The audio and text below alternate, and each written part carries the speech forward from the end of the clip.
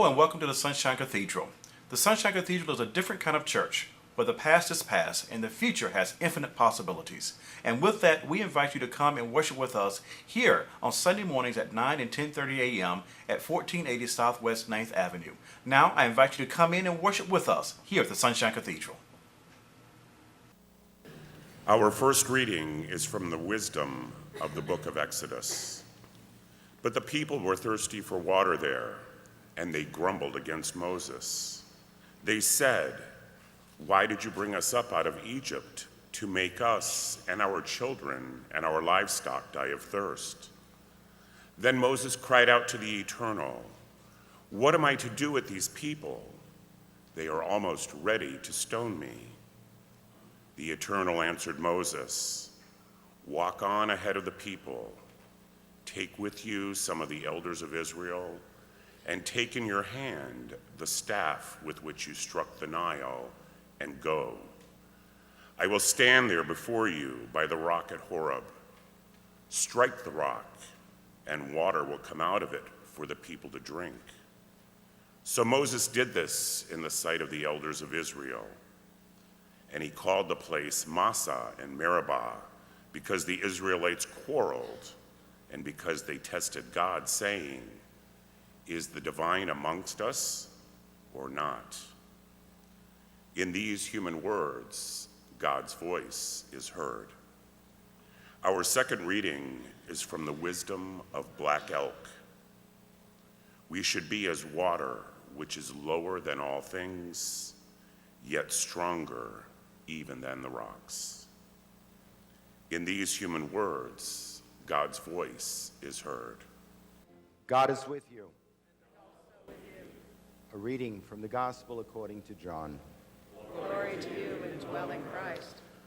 To get where he was going, Jesus had to pass through Samaria. He came into Sychar, a Samaritan village that bordered the field Jacob had given his son Joseph. Jacob's well was still there. Jesus, worn out by the trip, sat down at the well. It was noon. A woman, a Samaritan, came to draw water. Jesus said, "Would you give me a drink of water?" His disciples had gone to the village to buy food for lunch.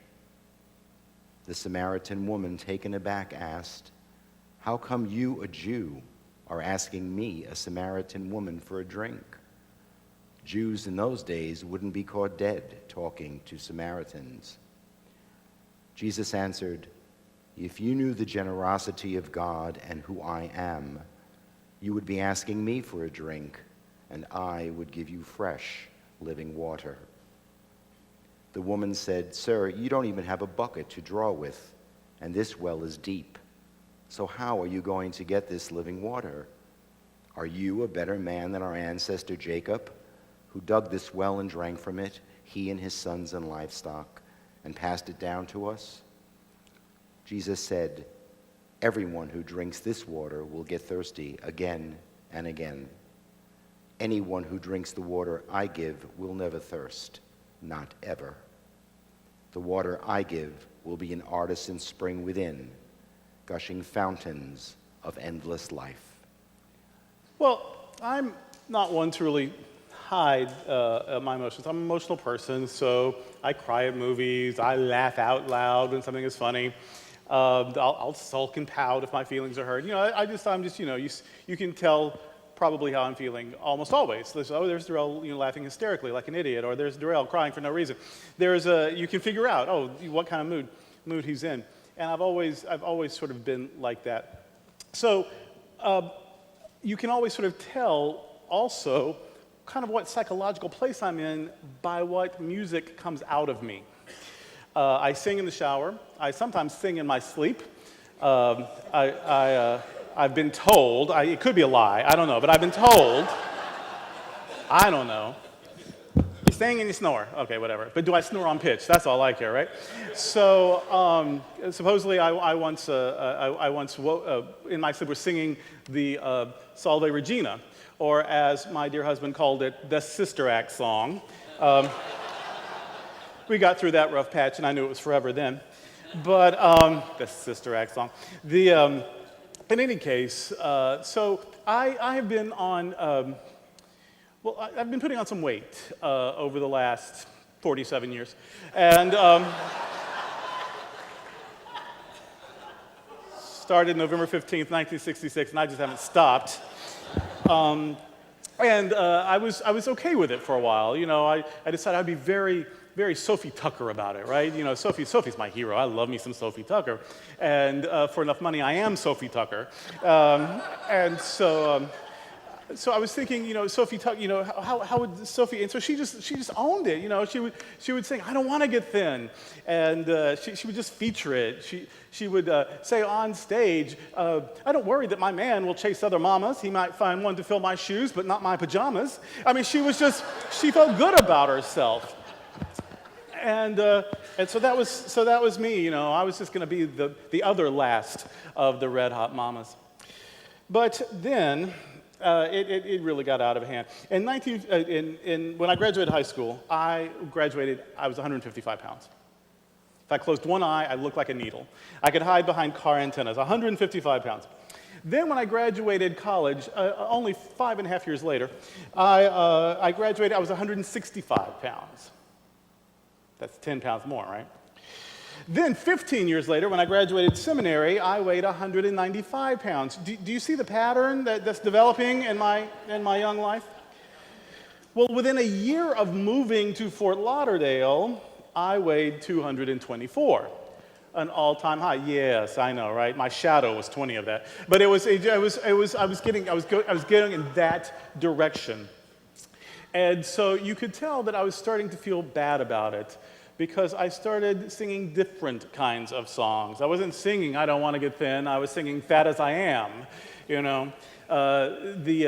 Made popular back in the, I believe the 80s, maybe early 90s by Bette Midler, who would sing Fat As I Am, who wants to see a diva fat as I am? I get mistaken now for Lainey Kazan. How is it that I am fat as I am? Oh, but what's a career when you put it next to knockwurst and beer? You could park a DC-10 on my rear. God knows I've got the gas. And so on it would go.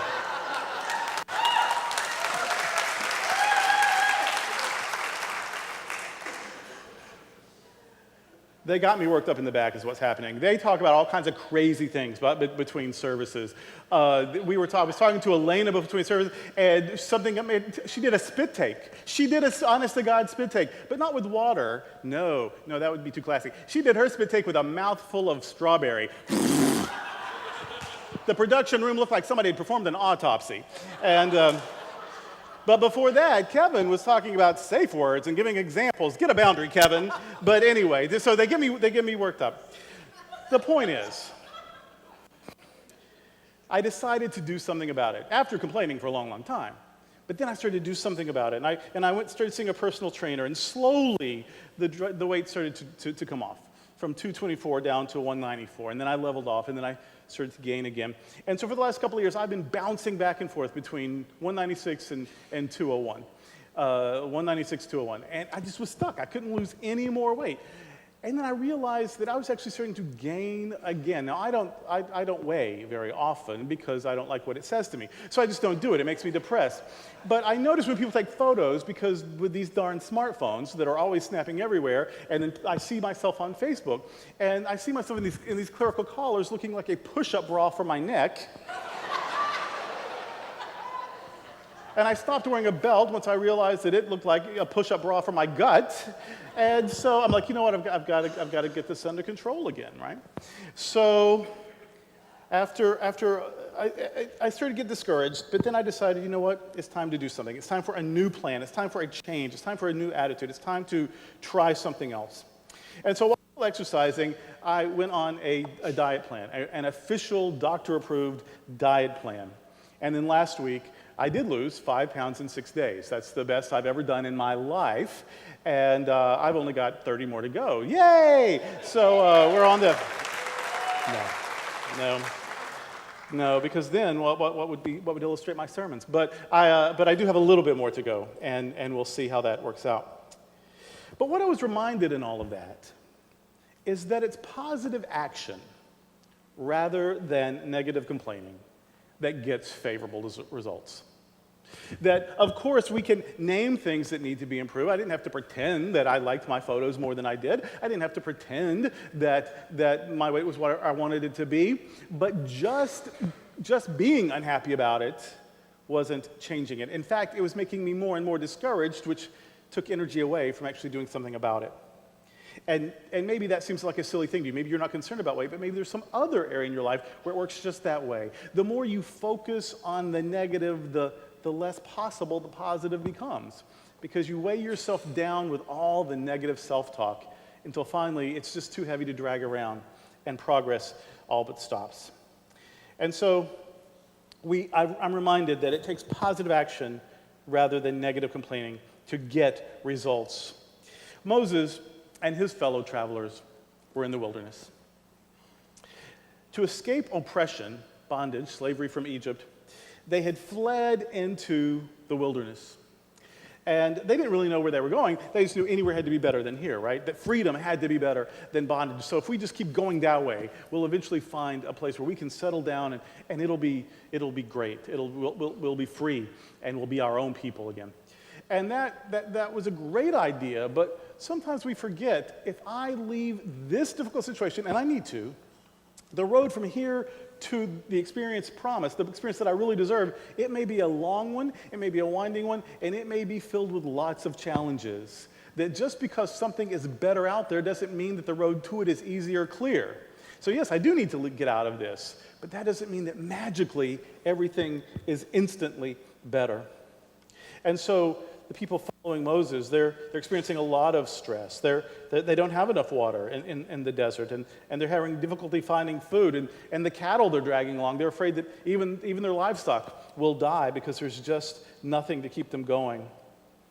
They had named and confronted the problem of bondage, but fixing the problem means change and challenge and facing the unknown. Yes, bondage was a problem, but to fix it, they had to not only face change, but challenge and the unknown, and they're in the middle of that unknown space, and they're freaking out. It is overwhelming. They are devastated. They are terrified, and they start taking that out on the person who had led them out of bondage. But even though they are in the wilderness, even though they're lost, even though they don't know what tomorrow will bring, even though there's not enough water, even though there's not enough food at the moment, there is hope in spite of horror. And there is the possibility of peace in the face of their pain. Moses needs a miracle in the worst way. He says, I'm afraid these people are going to stone me. And so he's nervous too. They're afraid they're going to die of thirst, and he's afraid he's going to die of them wanting to see him die first. And so it really is an awkward and difficult situation. He needs a miracle, but guess what? A miracle will not be forced on him. Miracles really never are. He has to do his part. He has to find a rock that might have water. What if he hits a rock and it doesn't have any water? What if he hits 7 or 8 rocks and they don't have any water? He has to find a rock that might have water and then strike it to release the water. The water doesn't show up till he does his part, and his part is doing something that seems ridiculous. Rocks, as a rule, aren't known for their reservoirs of water. And so he has to do something that seems ridiculous, and he has to try it, and he has to risk failure. He has to looking stupid. But he does, and the miracle that happens for him actually happens through him in response to the action he dares to take. And that's what we always need to remember, that our actions, even if they fail, are worth the effort. Sometimes people will say that they just feel so outnumbered when it comes to voting, they don't bother voting. And I always say, you know what, you have voted. You have voted. You have said, by not voting, those who are outnumbering me, I'm agreeing with them by just letting them have it. Be heard. It doesn't matter that you win. Who wins all the time? Who wins every race? Who succeeds at every diet? It's not about winning. It's about participating so that you don't feel victimized. Even if things happen that you don't like, you won't feel victimized if you did what you could. So Moses participates in his own miracle, and what happens for him happens through him. The people in the Exodus narrative are complaining because they want magic. They want fairies and unicorns and elves to prance about showering pixie dust on them to make everything okay. And whereas that makes for a great party theme, it doesn't do much to really change a difficult situation. Because magic really doesn't really happen for us very often, they are agitated and they are bitter. But when one among them is willing to think outside the box and do the work that is required, then the experience begins to change. Once someone says, let's try something completely different, let's try something that may even seem radical and ridiculous, let's try something, what we're doing is not working, let's try something else. And Moses is the one who takes that risk, and when someone just dares to step out and broaden their perspective and look a little farther, that's when the experience begins to change. Now, when Moses starts beating the rock with his stick, with his cane, someone must have said, that's new. I haven't seen that before. That's not how we usually do things. And someone else must have said, you know what, that'll never work. Poor old senile Moses. I mean, how sad this is what he's become. He's beating on rocks with sticks. See, we've got to do something with him. But I promise, when the water started flowing, those same people were the first in line with their cups. And the next day, they were bragging about how they gave Moses the idea to do it, and were asking why on earth he didn't do it sooner. Moses was a real leader. He would have done this a week ago. Moses' attempt to try a new thing could have failed, but it's better to try and then fail than to simply complain and hope that things will magically self-correct. Marriage equality did not begin to happen until we began suing for it and marching for it and voting for it. When we just complained about how unfair things were, things didn't get much better. But when we started taking positive action, things began to change. There's more change to be done, but we can do it. When schools were racially segregated, when women couldn't vote, when Jewish people could be denied employment or housing in some cities, when Japanese Americans were interred in their own country during World War II because their country's enemy shared their ancestry, when LGBT people were, until very recently, considered second-class citizens, and in some states and in many countries, we still are. When the native inhabitants of this continent suffered genocide as their lands were colonized and their populations decimated, how the hurting people must have complained over the years, heartsick and weary from the burden of oppression, crying out for justice, which was their right. But eventually, in the midst of all of the crying, there came positive action. And so Susan B. Anthony and Harvey Milk and Dr. King and Malcolm X and Thurgood Marshall and Gloria Steinem and Medgar Evers and Troy Perry, the founder of Metropolitan Community Churches. Oh, how lucky we are that some people braved the blows and faced the fury and struck the rocks.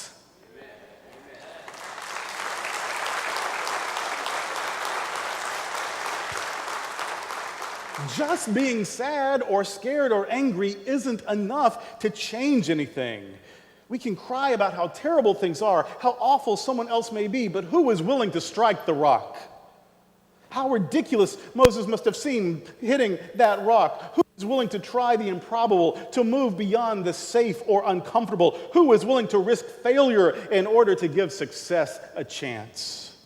Moses takes calculated risks and pays a price to lead the people from bondage to a brighter future. And he must have been so relieved when the waterworks project succeeded. The people were weary from hunger and fear and exhaustion, but Moses had suffered those same difficulties. But added to his burden was being heckled by the people he was doing everything in his power to help. And he had asked a lot of them. He'd said, let's take a risk. Let's just leave. Let's just pack up and go. Don't even let your bread rise. Don't even put leaven in your bread anymore. Because we won't be able to pack up and just leave in a moment's notice. So let's not let our bread rise. We'll eat flat bread. We'll leave in a moment's notice. And when they had their chance, they took it. And not only did they take their chance, but they took some livestock and some silver. They took everything that wasn't nailed down except for a compass or a map, and that's why they were lost for so long. Sometimes when you're in a hurry, you just don't plan it through. But they're worried, and so they are taking out their frustrations on the person who has been leading them out of one situation to another. But the wilderness between the 2 points is scary. Every business leader who has tossed and turned at night worrying about how to pay the staff. Every parent who has cared for a special needs child while those who do not share their circumstances judge them for their struggles. Every person who has been judged by their gender or sexual orientation or their race or ethnicity or their nationality or their gender expression or their class rather than on their actual character. Every lesbian or gay person who knew that they were sincere in their spirituality, but were told by people who have no idea what it's like to be same-gender loving in a heterosexist society that their spirituality couldn't be legitimate. That somehow they knew the mind of God, and the mind of God just happened to have all the same prejudices they had. And they could look it up in a book, so it must be right. Every addict who has fallen off the wagon and then summoned the courage to return to meetings. Every person who had a devastating loss and dared to love again. Every person who was told that hoping for improved health was silly and they chose to hope anyway. Every person who started a new diet after the last 10 failed. Every person who has struggled with grief longer than others said was normal. They all know. We all know what it's like to be vilified for daring to be out, for trying our best, and for daring to give hope one more chance. There's always someone who thinks they know how it should have been done. When it was planning time to make a plan, they were noticeably absent. But once it happened, they know how it should have happened differently. They weren't around to help or encourage when you were doing it, but now that it's over and maybe even successful, they're too happy to tell you how it could have been done better, sooner, to someone's liking. But the complainers we will always have with us in the political sphere, in the religious sphere, in the community, in our families, on the job, the complainers we will always have with us. But few are those with the insight and courage to strike the rock of despair and allow fresh streams of hope to flow through. And those are the voices we want to listen to, and those are the examples we want to follow. The gospel story offers more waterworks. Jesus is traveling and finds himself alone and thirsty. He finds a well, but he doesn't have a bucket. There's lots of poor planning in the Bible. There is. God plants a tree that God doesn't want anyone to mess with, but puts it right in the middle and points it out to people who are 2 minutes old. That's a good plan.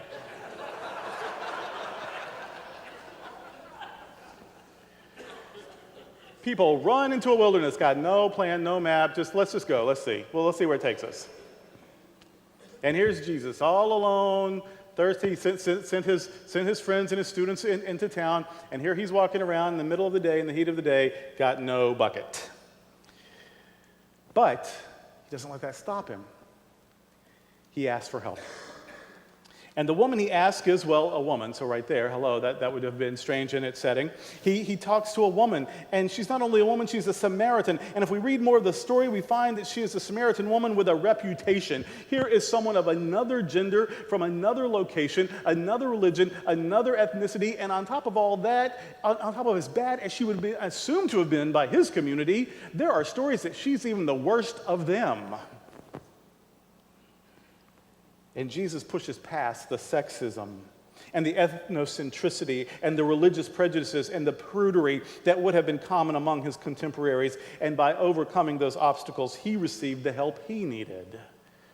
He discovered, this person is a person, and if I communicate with her on a human level, something good can come out of this. In traditional reflections of the story, we usually focus on Jesus really seeing the woman and not just judging her by her reputation. He sees she has been objectified, and by contrast, he treats her like a person. And the affirmation of her sacred value is the water that changes her life, the water that never runs out, because once we really believe in our innate goodness, we'll never let anyone take that from us again. But what occurs to me as I read these stories this time is that Moses' people had a real need, and Moses is committed to ministering to that need. It cost him something, and still he does what he can. He's not trying to carve out his own legacy, his own privilege, his own comfort. He's taking a risk to help others. That's what straight allies do in the fight for marriage equality. That's what people have always done in struggles for freedom. Whenever they give up some of their own privilege to help others be lifted up. That's what Moses did. And Jesus has a real need in the gospel story, and it's the marginalized woman he encounters who ministers to his need. He gives her respect, but she gives him kindness. It is a mutually beneficial exchange of energy. We all have something to share, and we are better when we share what we can. Working for justice, sharing compassion, building community, that's hard work. And it's sometimes met with hostility instead of gratitude or praise. But for those who the work has touched, it's like giving water to a thirsty person. Offering a progressive message to those who have been served a steady diet of fear and condemnation, that's like giving water to a thirsty person. Was the rock really a rock in the Moses story? Was it some type of cactus? Was it a pool simply hidden by a rock? Is the story a parable with no historical accuracy at all? I don't know. And the same with the gospel story. Did Jesus really encounter a Samaritan woman at a well? Did he really suggest that a change in consciousness would be like drinking water that would never dry up? Did he really change a woman's life by affirming her sacred value? And did he really accept her kindness and benefited from it as well? I can't prove that the stories did or didn't happen, but whether they happened historically or not, whether one is factual and the other isn't, or both are or both aren't, what I do strongly believe is that they are both true. They are true in that they show us that far too many people remain parched for hope and affirmation. The same old won't quench their spiritual thirst. The same old prejudices disguised as values won't quench their spiritual thirst. The same old taboos and prudery won't quench their spiritual thirst. The same old lines that kept people apart and the walls that kept people separated from each other, that will no longer be useful. That won't quench their spiritual thirst. The same old won't quench the thirst. And our rock-striking efforts to help and heal our community may be met with more grumbling than gratitude, at least for a while, but we are in the thirst-quenching business, and we will not be deterred.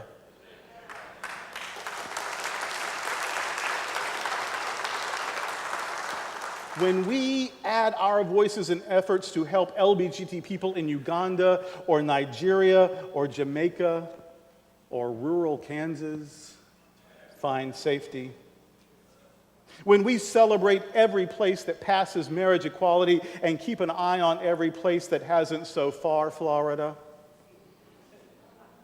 when we insist that divine love rejects no soul ever for any reason, when we insist that mutual life-giving love, mutual love that sustains people, love that is mutual and entered into freely and celebrated openly, that all such love is divine or at very least sacred.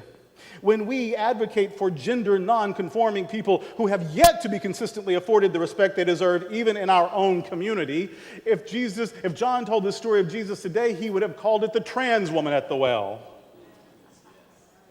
When we remember that AIDS isn't over and our concern is still needed. Thank you, Minister Ann Atwell, for leading this charge again this year with the AIDS Walk. When we challenge racism and sexism within and beyond the walls of the church, when we gather food or clothing or school supplies for people who need a helping hand, when we build community and strive for more diversity, when we challenge ourselves to be more generous, more concerned with the marginalized and disadvantaged, when we do everything we can think of to affirm the sacred value of all people, we are sharing our bucket at the well of healing.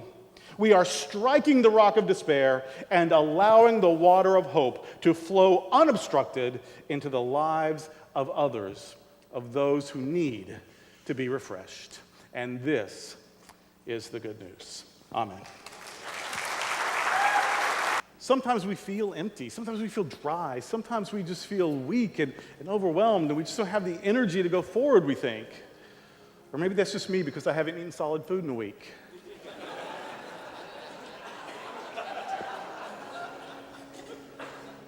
But there are times in life that really are difficult. And it's okay that we're afraid. And it's okay that we're angry. It's even okay that we name that. But if we get stuck in that, we can't expect it to get better. got to move through it. And that means doing something new, doing something else, doing something at all. Might mean striking a rock or asking a stranger for use of her bucket. But the good news is there is something beyond the experience. There is hope beyond the horror. There is peace beyond the pain. And we can keep working together, supporting each other, encouraging each other, praying together, working together, and continuously make positive changes in our lives and in our world. Jesus, according to the tradition, gathered with friends to share a meal in the midst of difficulty, as if to demonstrate that optimism is always available no matter what is going on, no matter what is happening, no matter how bleak things look. And so gathered with people, he demonstrates that when we gather together, when we share what we have, when we eat a meal, no matter what we are doing, we can experience the presence of God because there's not a spot where God is not. And so Jesus, after that meal, took a piece of leftover bread and blessed it by giving thanks, because gratitude is the best way to bless anyone or anything.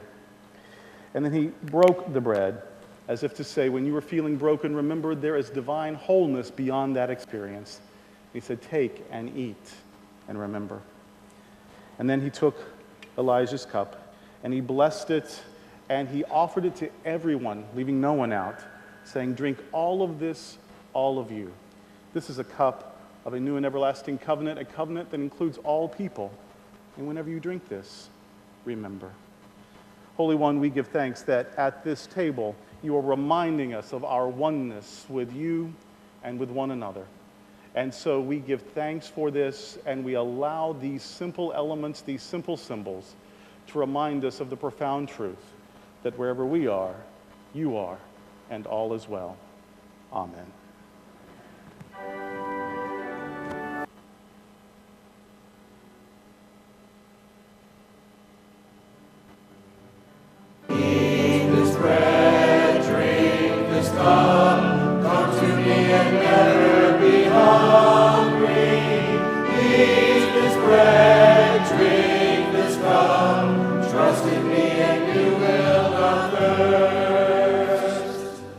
Sunshine Cathedral, we practice an open communion. And what that means is you don't have to be a member of this church or any church to receive the sacrament, just as you are. With whatever your beliefs or doubts may be, you are welcome to participate in this feast of unconditional love. My friends, these are the gifts of God for all the people of God. Hello, I want to thank you for joining us for worship today here at the Sunshine Cathedral. Again, if you're ever in the Fort Lauderdale area, please stop by and worship with us on Sundays at 9 and 10:30 a.m. If you'd like to find out more about the Sunshine Cathedral, about our resources, or about our books published by our senior pastor, the Reverend Dr. Durrell Watkins, or if you'd like to make a donation to the Sunshine Cathedral, please visit us at www.sunshinecathedral.org. Until the next time, may God continue to richly bless you on your journey.